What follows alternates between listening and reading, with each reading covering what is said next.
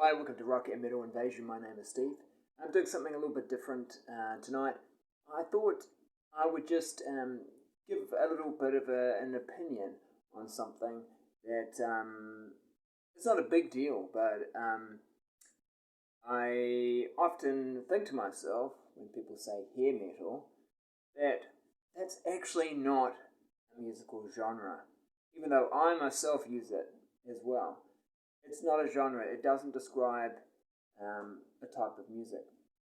In saying that, when you say hair metal, a lot of people will know what you're talking about. Oh yeah, they'll say, okay, yeah, so you're talking about like Motley Crue, Bon Jovi, Poison, bands from the 80s. And that's probably a pretty good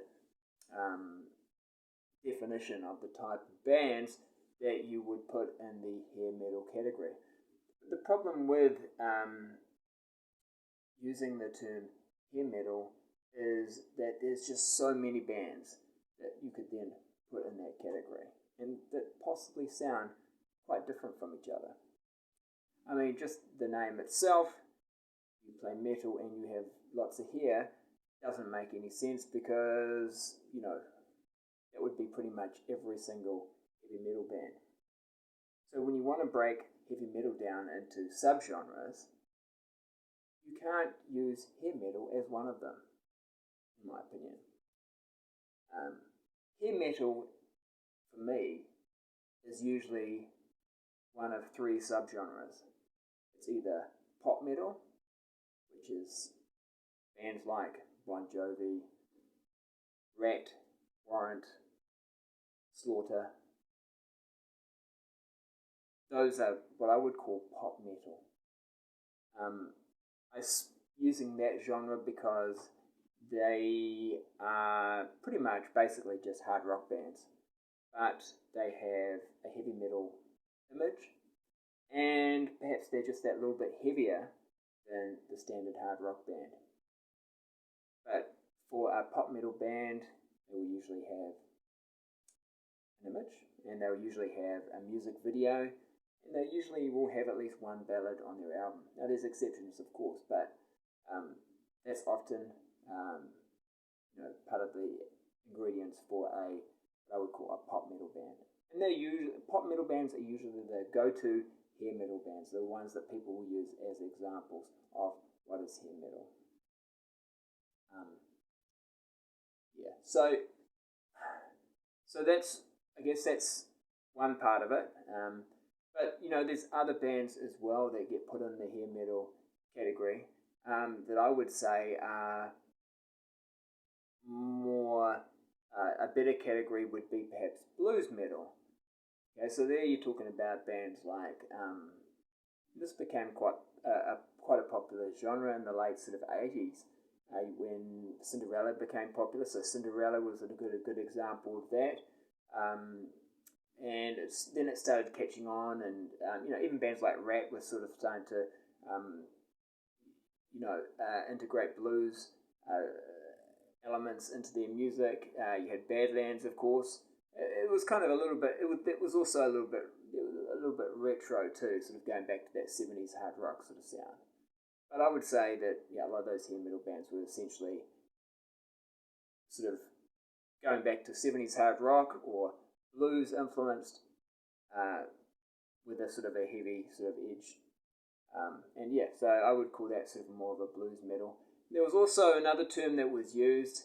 I didn't come up with this, but I remember back in the 80s, a genre that's what sometimes people would call some of these bands were, it's a street metal band. Okay, so that was kind of your LA Guns, Guns N' Roses type bands, Faster Pussycat. They were sometimes given that tag street metal. Because remember, back in the 80s, hair metal was not a term that was used at all, really, that I know of anyway. Okay, it certainly wasn't a well-known term. So, but there were these other terms that might get used. Pop metal, I heard being used in the 80s, and blues metal, street metal, were actually used to describe, and they're more precise definitions to some degree. street metal's a bit vague. What exactly does street metal mean? I agree that's almost as bad as hair metal in some ways, but it was more defined though. Like you could define that down a lot more than you could hair metal, I think. So that was more of a sort of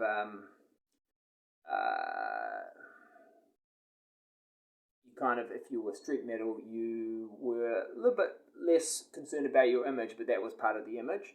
You were just like, image was less important, and you were just sort of, it was all about the music, and it didn't have to be. It had a bit of a sort of a, I guess, a bit of a punk influence to it. Yeah, like I say, if you just think of bands like LA Guns and Guns N' Roses, Faster Pussycat, Junkyard.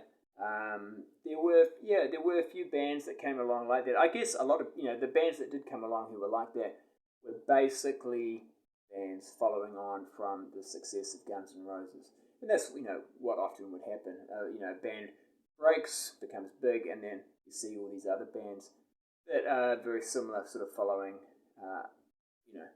what has been successful.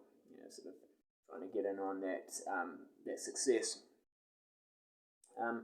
So like for me, I would break down hair metal. If I was going to have to give those bands a tag, I'd say you're either pop metal, street metal, or blues metal. Basically though, all those bands are hard rock bands. They're just not quite heavy enough, I think, to be given the tag heavy metal. And sometimes I think hard rock's not really sort of a genre that gets used enough, and they just say, oh, you're heavy metal. And that's fine too. If I go into a music shop, I don't necessarily want to have a category for hard rock and a category for heavy metal. Although I have been to record shops where they have done that, and it's kind of handy, I guess. But look, I mean, at the end of the day, if you want to call, these hair metal bands, pop metal bands, street metal bands, blues metal bands, whatever you want to call them, if you want to call them heavy metal, that's totally fine. I have no problem with that. I guess at the end of the day, heavy metal is the main genre, and then there's all these subgenres that live underneath it. And then you, of course, you have those traditional metal bands as well, right? So that are just like, I guess, pure sort of heavy metal. And I guess you could argue, Black Sabbath some people might say were the first heavy metal band, but really, in theory, if you're going to break their genre of music down, you'd probably say they're actually doom metal. They're not traditional heavy metal; they're more doom metal. Traditional heavy metal, I suppose, could be, you could say, Manowar, Judas Priest. Those type of bands are just like, it's just heavy metal. That's just kind of what it is. So I think, like I said, a lot of the bands that get put in the hair metal category are really hard rock bands, and your heavy metal bands are the bands that are from the subgenres of traditional metal, thrash, speed, death metal. That's all heavy metal.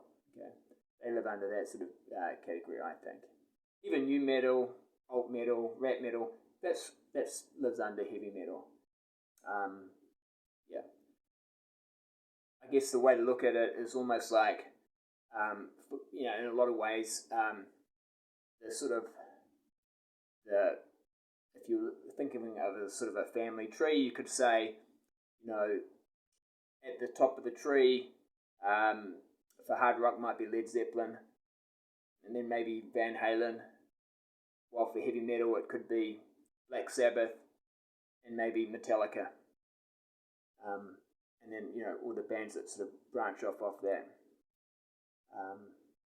Anyway, so that's just something that I often think about. And like I say, I use the term hair metal, but and I certainly don't go around saying, oh, that's a street metal band or that's a blues metal band.